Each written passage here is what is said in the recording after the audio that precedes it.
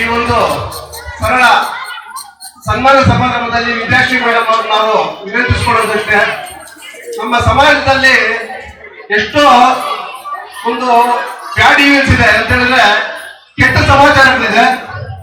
ಆ ಕೆಟ್ಟ ಸಮಾಚಾರಗಳಲ್ಲಿ ಪ್ರಮುಖವಾಗಿ ಇರೋದು ಆ ಮೂರರಲ್ಲಿ ಒಂದು ಬೆಟ್ಟಿಂಗ್ ಇದೆ. IPL ಬೆಟ್ಟಿಂಗ್ಗಳು ಮತ್ತೆ ಕ್ರಿಕೆಟ್ ಬೆಟ್ಟಿಂಗ್ಗಳಲ್ಲಿ ಎಲ್ಲ ಕೂಡ ಬಡಮಕ್ಕಳು ಬಡವರೆಲ್ಲ ಕೂಡ ಸೂಸೈಡ್ ಮಾಡ್ಕೊಳ್ಳುವಂತ ಪರಿಸ್ಥಿತಿಗಳಿದೆ. ಅದಾದ್ಮೇಲೆ ನಾರ್ಕೋಟಿಕ್ಸ್, ಆ ನಾರ್ಕೋಟಿಕ್ಸ್ ಪ್ರಾಬ್ಲಮ್ಸ್ ಮತ್ತೆ ಪೋಸ್ಕೋ ಕೇಸ್ಗಳು ಇವೆಲ್ಲ ಕೂಡ ನಿಮ್ಮ ಅಧಿಕಾರ ಅವಧಿಯಲ್ಲಿ ಕಡಿಮೆ ಆಗಿ ನಮ್ಮ ಸೇವೆಯನ್ನು ಮಾಡಬೇಕು.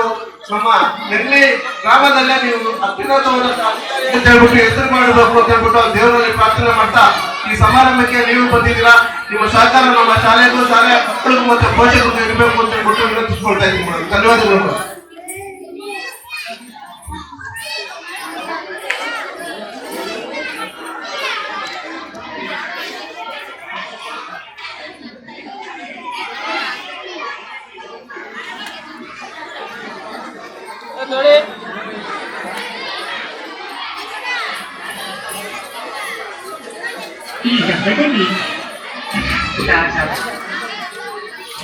ಎಲ್ರಿಗೂ ನಮಸ್ಕಾರ. ಶೇಷಾದ್ರಿ ಸರ್ ಮತ್ತೆ ಬಹಳಷ್ಟು ಗಣ್ಯರಿದ್ದಾರೆ, ಮತ್ತೆ ಪತ್ರಕರ್ತರಿದ್ದಾರೆ, ಸ್ಟೇಜ್ ಮೇಲೆ ಇರುವಂತ ಶಿಕ್ಷಕರಿದ್ದಾರೆ, ಪೋಷಕರಿದ್ದಾರೆ, ಮತ್ತೆ ಈ ಕಾರ್ಯಕ್ರಮದ ಕೇಂದ್ರ ಬಿಂದು ಆಗಿರುವಂತಹ ಈ ಶಾಲಾ ಮಕ್ಕಳಿದ್ದಾರೆ. ಎಲ್ರಿಗೂ ಕೂಡ ಈ ಶುಭ ಸಂಜೆಯ ನಮಸ್ಕಾರಗಳು. ಏನಂದ್ರೆ ಇವತ್ತು ಹೇಳಿದ್ರು ನನ್ನ ಬಗ್ಗೆ ಮಾತಾಡ್ಬೇಕಾದ್ರೆ ಈ ಶಾಲೆಗೆ ನಾನು 3ನೇ ಸಲ ಬರ್ತಾ ಇರೋದು ಅಂತ ಹೇಳಿ ಬರ್ತಾ ಹೋಗ್ತಾ ನೋಡ್ಕೊತೇನೆ. ನಮ್ಲಿ ಇವಾಗ ಏನಾಗ್ಬಿಟ್ಟಿದೆ ಅಂದ್ರೆ ನಮ್ಮೂರ್ ಆಗ್ಬಿಟ್ಟಿದೆ, ಇದು ನಮ್ ಶಾಲೆ ಆಗ್ಬಿಟ್ಟಿದೆ. ಹಂಗಾಗಿ ಹೋಗೋದು ಬರೋದು ಕಾಮನ್ ಆಗಿ ಹೋಗ್ಬಿಟ್ಟಿದೆ.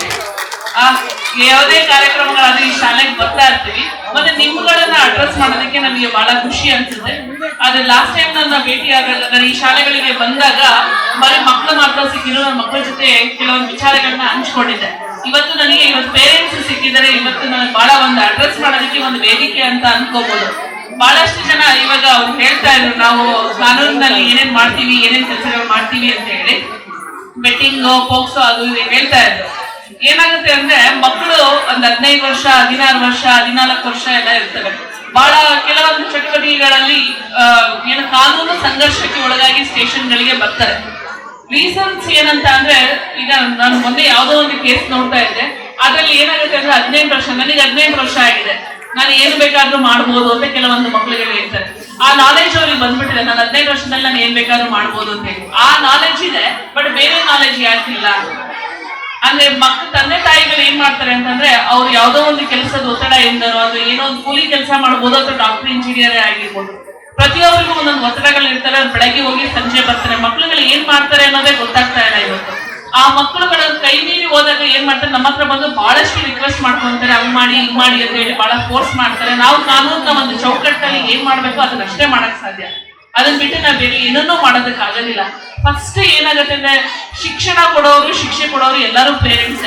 First secondary police station. ಏಕೆಂದ್ರೆ ನಮಗೆ ಇಡೀ ನಾನೊಬ್ಬ ನಂಗ್ಲಿ ಸಬ್ ಇನ್ಸ್ಪೆಕ್ಟರ್ ಅಂದ್ರೆ ನನಗೆ ಇಡೀ ನಂಗ್ಲಿ ವ್ಯಾಪ್ತಿನೇ ಬರುತ್ತೆ. ಎಷ್ಟು 186 ಹಳ್ಳಿಗಳು ಬರ್ತವೆ. ಅಲ್ಲಿರೋ ಎಲ್ಲಾ ಜನಗಳಿಗೂ ನಮಗೆ ನಮ್ಮ ಜೂರಿಸ್ಡಿಕ್ಷನ್ ಬರುತ್ತೆ. ಆದ್ರೆ ನಿಮ್ಮ ಮನೆಯಲ್ಲಿ ಏನಾಗುತ್ತೆ ಅಂದ್ರೆ, ಬರೀ ನಿಮ್ಮ ಒಂದು ಮನೆ ಅಷ್ಟೇ. ಆ ಮನೆಯಲ್ಲಿ ಒಂದ್ 2 ಮಕ್ಳು ಇರ್ಬೋದು, ಒಬ್ಬ ಮಗು ಇರ್ಬೋದು, ಅಥವಾ 2 ಇರ್ಬೋದು, ಅಥವಾ ಮ್ಯಾಕ್ಸಿಮಮ್ ಅಂದ್ರೆ ಇವತ್ತಿನ ಕಾಲದಲ್ಲಿ 3 ಜನ ಮಕ್ಳು ಇರ್ತಾರೆ.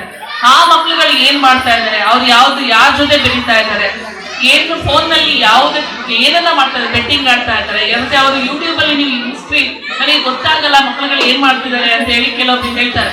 ಯೂಟ್ಯೂಬ್ ಗಳಲ್ಲಿ ನೀವು ಸುಮ್ಮನೆ ಹಿಸ್ಟ್ರಿ ತೆಗೆದು ನೋಡ್ಬಿಟ್ರೆ ಅಲ್ಲಿ ಯಾವ್ದು ನೋಟಿಫಿಕೇಶನ್ ಹಿಸ್ಟ್ರಿ ನಾವು ಡಿಲೀಟ್ ಮಾಡ್ಬಿಟ್ಟಿರ್ತಾರೆ. ಈ ಮಕ್ಕಳುಗಳು ಬಹಳ ಬುದ್ಧಿವಂತರು. ಇವಾಗ ತಂದೆ ತಾಯಿಗಳು ಏನು ನಾವು ನೋಡಿರೋದನ್ನ ನೋಡ್ಬಾರ್ದು ಅಂತ ಹೇಳಿ ಹಿಸ್ಟ್ರಿಗಳನ್ನ ಡಿಲೀಟ್ ಮಾಡಿರ್ತಾರೆ. ಆದ್ರೆ ಈಗ ನೋಟಿಫಿಕೇಶನ್ಸ್ ಯಾವ್ದೋ ಒಂದು ಮಗು ಶೂಸ್ ಬಗ್ಗೆ ಚೆಕ್ ಮಾಡಿರ್ತಾರೆ ಸ್ನ್ಯಾಪ್ಡೀಲ್ ನಲ್ಲಿ, ಆ ಶೂಸ್ ದೇ ನೋಟಿಫಿಕೇಶನ್ ಬರ್ತಾ ಇರುತ್ತೆ.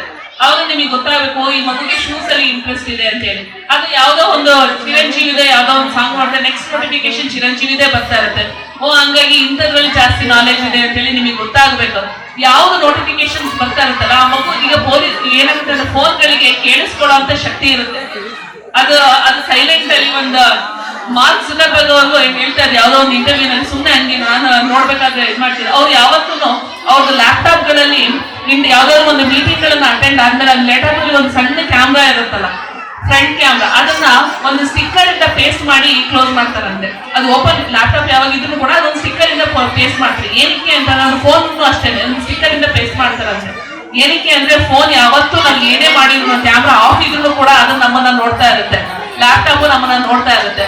ಹಂಗೆ ನಿಮ್ಮ ಫೋನ್ಗಳು ಏನಾಗುತ್ತೆ, ನಿಮ್ಮ ಮಕ್ಕಳು ಏನ್ ಆಕ್ಟಿವಿಟೀಸ್ ಮಾಡ್ತಾರೆ, ಏನ್ ಮಾತಾಡ್ತಿರ್ತಾರೆ ಅದನ್ನೆಲ್ಲ ಕೇಳಿಸ್ಕೊಂತಾ ಇರುತ್ತೆ ಮತ್ತೆ ನೋಡ್ತಾ ಇರುತ್ತೆ. ಹಂಗಾಗಿ ಆ ನೋಟಿಫಿಕೇಶನ್ ಸೇಮ್ ಬರ್ತಾ ಇರುತ್ತೆ. ಹಂಗಾಗಿ ಆ ನೋಟಿಫಿಕೇಶನ್ಸ್ ಮೇಲೆ ನೀವು ಆ ಮಕ್ಳುಗಳಿಗೆ ಯಾವ್ದು ಇಂಟ್ರೆಸ್ಟ್ ಇದೆ, ಏನ್ ಮಾಡ್ತಾ ಇದಾರೆ ಮಕ್ಳುಗಳನ್ನ ಅದನ್ನ ಅಬ್ಸರ್ವ್ ಮಾಡ್ಲೇಬೇಕಾಗುತ್ತೆ. ಇವಾಗ ಎಷ್ಟೊಂದು ಜನ ಹೇಳ್ತಾರೆ, ನಾನು ಅಯ್ಯೋ ನನಗೆ ಗೊತ್ತಾಗ್ಲಿಲ್ಲ ನಮ್ಮ ಮಗಳು ಈ ತರ ಮಾಡ್ತಿದ್ದಾಳೆ ಅಥವಾ ನನ್ನ ಮಗ ಈ ತರ ಮಾಡ್ತಾ ಇದ್ದಾನೆ ಅಂತ ನನಗೆ ಖಂಡಿತವಾಗ್ಲೂ ಗೊತ್ತಾಗಲ್ಲ, ನಾವು ಬೆಳಗ್ಗೆ ಹೋಗಿ ಸಂಜೆ ಬರ್ತೀವಿ ಅಂತ ಎಷ್ಟೊಂದು ಜನ ಹೇಳ್ತಾರೆ. ನೀವು ದುಡಿಯೋದು ಏನಕ್ಕೆ, ನೀವು ಕೆಲಸ ಮಾಡೋದು ಏನಕ್ಕೆ, ನಿಮ್ ಮಕ್ಳಿಗೋಸ್ಕರನೇ ದುಡಿತೀರಾ, ನಿಮ್ ಮಕ್ಳಿಗೋಸ್ಕರನೇ ಕಷ್ಟ ಪಡ್ತೀರಾ. ಕೇವಲ ದುಡ್ಡು ಖರ್ಚು ಮಾಡಿ ಯಾವ್ದೋ ಒಂದು ಒಳ್ಳೆ ಶಾಲೆಗೆ ಸೇರಿಸಿದ ತಕ್ಷಣ, ಒಳ್ಳೆ ಡ್ರೈವರ್ನ ಅಪಾಯಿಂಟ್ ಮಾಡಿ ಕಾರಲ್ಲಿ ಸ್ಕೂಲಿಗೆ ಕಳ್ಸಿದ ತಕ್ಷಣ ನಿಮ್ಮ ಜವಾಬ್ದಾರಿಗಳು ಫುಲ್ಫಿಲ್ ಆಗಲ್ಲ, 100% ಆಗಲ್ಲ. ನಿಮ್ಮ ಜವಾಬ್ದಾರಿಗಳು ಯಾವಾಗ ಫುಲ್ಫಿಲ್ ಆಗುತ್ತೆ ಅಂತಂದ್ರೆ, ನೀವು ಯಾವುದೇ ಶಾಲೆಗೆ ಕಳಿಸಿ, ಒಂದು ಸಣ್ಣ ಶಾಲೆಗಾರು ಕಳಿಸಿ, ಏನಾದ್ರೂ ಮಾಡಿ, ಆದ್ರೆ ಕಡಿಮೆ ದುಡ್ಡು ಖರ್ಚು ಮಾಡಿ. ಇವಾಗ ಎಷ್ಟೊಂದು ಜನ ಮಕ್ಕಳುಗಳು ಏನಂದ್ರೆ ಬಹಳ ಬಡತನದಿಂದ ಬಂದ IAS ಆಫೀಸರ್ಸ್ ಆಗಿದೆ. ರೀಸನ್ ಏನಂದ್ರೆ ಅವ್ರ ತಂದೆ ತಾಯಿ ಇದೆ. 100% odds out to their parents. ಖಂಡಿತವಾಗ್ಲೂ ಅವ್ರ ತಂದೆ ತಾಯಿ ಏನಕ್ಕೆ ಅಂದ್ರೆ ಆ ವಾತಾವರಣ ಅಂತದನ್ನ ಸೃಷ್ಟಿ ಮಾಡಿರ್ತಾರೆ, ಒಳ್ಳೇದನ್ನ ಹೇಳ್ಕೊಡ್ತಾ ಇರ್ತಾರೆ, ಯಾವ್ದು ಸರಿ ಯಾವ್ದು ತಪ್ಪು ಅನ್ನೋದನ್ನ ಅವ್ರಿಗೆ ಗೊತ್ತಿಲ್ದರೆ ಅದನ್ನ ತಿಳಿಸ್ತಾ ಇರ್ತಾರೆ, ಅವ್ರ ಆಕ್ಷನ್ಸ್ ನ ತಿಳಿಸ್ತಾ ಇರ್ತಾರೆ. ಇನ್ನೊಂದೇನಂದ್ರೆ ಮಕ್ಕಳುಗಳು ಚಿಕ್ಕ ವಯಸ್ಸಿಂದ ಹುಟ್ಟದಾಗಿಂದ ಅದನ್ನ ಅಬ್ಸರ್ವ್ ಮಾಡ್ತಾರೆ, ತಂದೆ ತಾಯಿಗಳು ಏನ್ ಮಾಡ್ತಾರೆ ಅದನ್ನ ಅಬ್ಸರ್ವ್ ಮಾಡ್ತಿರ್ತಾರೆ. Childrens doesn't listen they observe ಅಂತ ಹೇಳ್ತಾರೆ. ಅಂದ್ರೆ ಮಕ್ಕಳುಗಳು ಯಾರನ್ನು ಕೇಳಿಸ್ಕೊಳ್ಳಲ್ಲ. ತಂದೆ ತಾಯಿ ನೀನ್ ಅದನ್ನ ಮೂವಿ ನೋಡ್ಬೇಡಪ್ಪ ಅಂತಂದ್ರೆ ಅದನ್ನ ಕೇಳಲ್ಲ. ತಂದೆ ತಾಯಿಗಳು ಬುಕ್ಸ್ ಓದು ಅಂತಂದ್ರೆ ಅಷ್ಟೊಂದು ಅರ್ಥ ಮಾಡ್ಕೊಳ್ಳೋದಿಲ್ಲ. ತಂದೆ ತಾಯಿಗಳಿಗೆ ಓದುವಂತ ಚಟುವಟಿಕೆ ಜಾಸ್ತಿ ಇರೋದು, ಅವ್ರಿಗೆ ಇಂಟ್ರೆಸ್ಟ್ ಜಾಸ್ತಿ, ಆಟೋಮೆಟಿಕ್ ಆಗಿ ಮಕ್ಕಳು ಕೂಡ ಓದುವಂತ ಕಡೆಯಲ್ಲಿ ಜಾಸ್ತಿ ಇಂಟ್ರೆಸ್ಟ್ ನ ತೋರಿಸ್ತಾರೆ. ಡಾಕ್ಟರ್ಸ್ ಮಕ್ಳು ಯಾಕೆ ಡಾಕ್ಟರ್ಸ್ ಆಗ್ತಾರೆ ಅಂದ್ರೆ ವೈಟ್ ಕೋಟ್ ನೋಡ್ತಾನೆ ಇರ್ತಾರೆ ಹುಟ್ಟದಾಗಿಂದ. IAS ಮಕ್ಳು ಯಾಕೆ IAS ಆಗ್ತಾರೆ ಅಂತ ಅಂದ್ರೆ, ನಾನು ಬೆಳಗ್ಗೆ ಒಂದು ಹುಟ್ಟದಾಗಿಂದ ಅವ್ರಿಗೊಂದು ಮೋಟಿವೇಶನ್ ಇರುತ್ತೆ. ಆ ಮೋಟಿವೇಶನ್ ಅಂದ್ರೆ ನೀವು IAS ಮಕ್ಳು IAS ಆಗ್ಲೇಬೇಕು ಅಂತಲ್ಲ, ಬೇರೆ ಬಡವ್ರ ಮಕ್ಳು ಕೂಡ IAS ಆಗ್ಬೋದು ಅಥವಾ ಡಾಕ್ಟರ್ಸ್ ಆಗ್ಬೋದು. ಏನಕ್ಕೆ ಅಂತ ಒಂದು ಎನ್ವಿರಾನ್ಮೆಂಟ್ ಅನ್ನ ನೀವು ಕ್ರಿಯೇಟ್ ಮಾಡ್ಬೇಕಾಗುತ್ತೆ. ಆ ಮಕ್ಳುಗಳು ಏನ್ ಮಾಡ್ತಿದ್ದಾರೆ ಅಂತ ಅಬ್ಸರ್ವ್ ಮಾಡ್ಬೇಕಾಗುತ್ತೆ. ಮತ್ತೆ ಅಂತ ಎನ್ವಿರಾನ್ಮೆಂಟ್ ಅನ್ನ ಕ್ರಿಯೇಟ್ ಮಾಡಿ ಅವ್ರಿಗೆ ಏನ್ ಇಂಟ್ರೆಸ್ಟ್ ಇದೆ ಅದನ್ನ ನೀವು ಮೋಟಿವೇಟ್ ಮಾಡಿ, ಅದಕ್ಕೆ ಒಂದು ಪಾಲನೆ ಪೋಷಣೆ ಏನು ಅದು ಗೊಬ್ಬರ ಏನಾಗಿರುತ್ತೆ ಅವಶ್ಯಕತೆ ಇರುತ್ತೆ, ಆ ಗೊಬ್ಬರ ಹಾಕಿ ಬೆಳೆಸ್ಬೇಕಾಗುತ್ತೆ. ನಾನು ಅದನ್ನ ಪೇರೆಂಟ್ಸ್ ಅಲ್ಲಿ ಇವತ್ತಿನ ಕಾರ್ಯಕ್ರಮದಲ್ಲಿ ಇಷ್ಟು ಜನ ಪೇರೆಂಟ್ಸ್ ಬಂದಿರೋದ್ರಿಂದ ಇದು ಅಡ್ರೆಸ್ ಮಾಡೋದಕ್ಕೆ ಒಂದು ಅವಕಾಶ ಸಿಕ್ತು ಅಂತ ನಾನು ನಿಮಗೆ ಹೇಳ್ತಾ ಇದ್ದೀನಿ. ಅಂದ್ರೆ ಇನ್ನೊಂದು ಏನಾಗುತ್ತೆ ಅಂದ್ರೆ, ಪೊಲೀಸರು ಅಂತಂದ್ರೆ ಬರೀ ತಪ್ಪು ಮಾಡಿದಾಗ ಅಥವಾ ಏನೋ ಒಂದು ಅನಾಹುತ ನಡೆದಾಗ ಕೆಲವು ಆಗುತ್ತೆ ಅಂತ ಅಲ್ಲ, ಅವ್ರು ಬರೋದು ಅಂತ ಅವ್ರ ಪಾತ್ರಗಳು ಇರ್ತಾರೆ ಅಂತ ಅಲ್ಲ.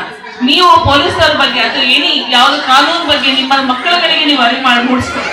ಏನಾಗ್ಬೋದು, ಒಂದು ನಾಲೆಜ್ ಇದೆ, ಒಂದು ಪೇಪರ್ ಓದೋಂಥದ್ದಾಗಿರ್ಬೋದು, ಅಥವಾ ಟಿವಿನಲ್ಲಿ ಒಳ್ಳೆ ಸಂದೇಶಗಳು ಬರುವಂತ ಒಂದು ಯಾವ್ದಾದ್ರು ಒಂದು ವಿಡಿಯೋಸ್ ಆಗಿರ್ಬೋದು, ಮೂವಿಗಳಾಗಿರ್ಬೋದು, ಅದನ್ನ ತೋರಿಸಿ, ಮತ್ತೆ ಯಾವ್ದಾದ್ರು ಏನೇ ಒಂದು ಈ ಮಕ್ಳುಗಳು ಇರ್ತಾರೆ, ನಿಮ್ಗೆ ಪೊಲೀಸ್ ಸ್ಟೇಷನ್ ಬಗ್ಗೆ ಏನಾದ್ರು ತಿಳ್ಕೋಬೇಕು ಅಂತ ಅನ್ಸಿದ್ರೆ ಅಥವಾ ನೋಡ್ಬೇಕು ಅಂತ ಅನ್ಸಿದ್ರೆ ನಮ್ಮನ್ನ ಭೇಟಿ ಆಗ್ಬೇಕಂದ್ರೆ ಖಂಡಿತವಾಗ್ಲೂ ಎನಿ ಟೈಮ್ ಸ್ಟೇಷನ್ಗೆ ಕರ್ಕೊಂಡು ಬನ್ನಿ. ಎಲ್ಲರಿಗೂ ಒಳ್ಳೇದು. Thank you.